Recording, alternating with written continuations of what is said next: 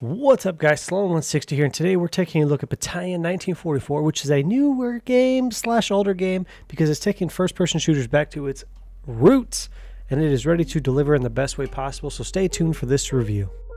I've been putting off doing this review since the game hit early access on the 1st because the major issues that they were having with the servers and the team balancing, but I'm so glad I did, because this game is an absolute blast when you get into it. I'm having a great time with the Wartide mode. We'll start with the game mechanics. The game mechanics are a legitimate throwback to Call of Duty 2 and are extremely fast-paced and keep the game moving at a really good pace. The ability to jump and crouch and aim down the sights almost instantly keeps the gunfights extremely athletic and exciting. Now, that doesn't mean it's perfect. There are things I hope that they change and or nerf before the official release of the game, such as the height that players can jump and the aiming down the sights of these snipers. I want the snipers to be a little more difficult to use. But other than that, the gameplay is a lot of fun and the shooting mechanics are great. Now, Wartide, as I mentioned earlier, is fairly similar to CSGO, where you have an attack team trying to plant an explosive at one of two sites while the defending team tries to prevent that. At the time of its early access release, there are actually quite a few maps which I was surprised with. For a lot of early access titles, there are only a few maps, but Battalion 1944 does a good job of having enough maps to keep you from getting too burnt out on any given map. There are some downsides to the maps, however. A few of the maps play strongly to the defensive team due to the long alleyways, peak spots, and even the bomb sites. This causes a funnel to the other site that makes it a lot harder for the attacking team to win. With the addition of voice chat, this has been somewhat alleviated due to elevated team play, minus the cancerous people who have popped up.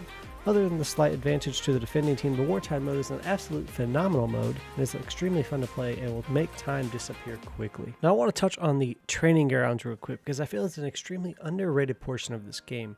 The training ground features 3 ranges with targets, every weapon in the game to practice with, and the other half of the map features a jump training area, which is extremely important in this game with the mechanics and jumping. They have a crouch jumping area and a distance jumping area.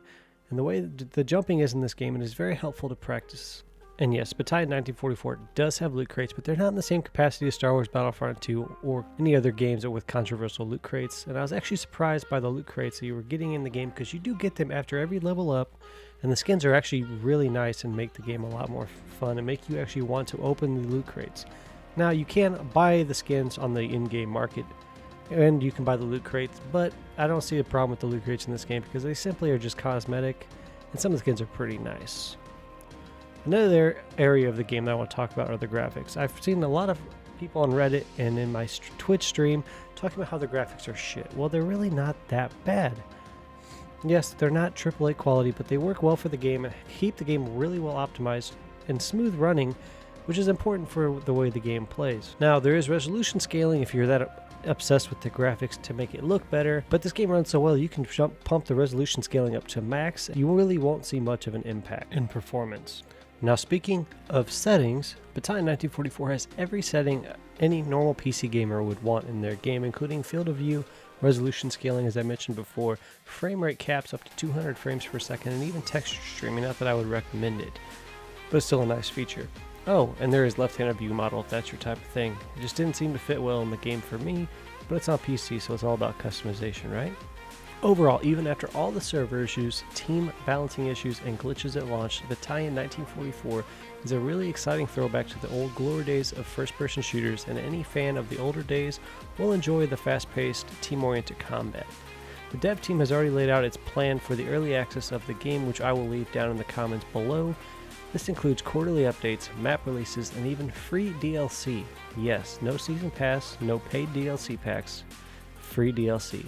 Overall, if you love first-person shooters, then this game is definitely worth a try, and I rate it 7.5 out of 10. Let me know down in the comments down below if you guys have played Battalion 1944 and what you think of it. But I appreciate everybody watching this video, and I hope you guys hit that subscribe button and leave a comment down below.